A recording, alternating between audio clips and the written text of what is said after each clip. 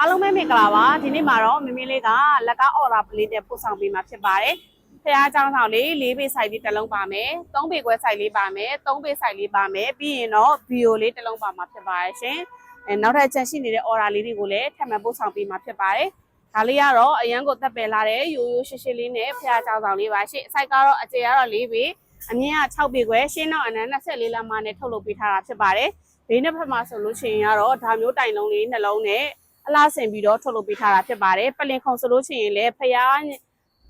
သေးတာလေးတွေဆိုရင်3စု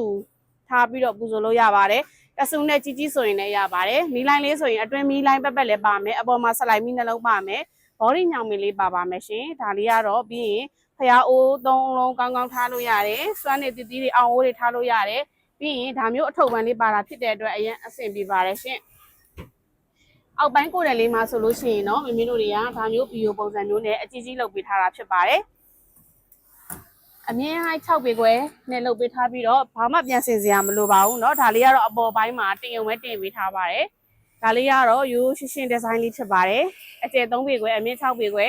ရှင်းတော့အနံ24လက်မနဲ့ထုတ်လုပ်ပေးထားတဲ့ဖျားကြောင်ဆောင်လေးပါအဖြူအောင်လေးတွေကိုမှရွှေအောင်လေးတွေကုတ်ပေးထားပါတယ်ဒါလေးကတော့3ပေဖျားကြောင်ဆောင်လေးပါစိုက်ကလေးကတော့အကျယ်3ပေအမြင့်ဟိုက်6ပေရှင်းတော့အနံ22လက်မနဲ့ထုတ်လုပ်ပေးထားတာဖြစ်ပါတယ်ဒီဘက်ကတော့4ပေ6ပေအနံ16လက်မဗီဒီယိုလေးဖြစ်ပါတယ်ရှင်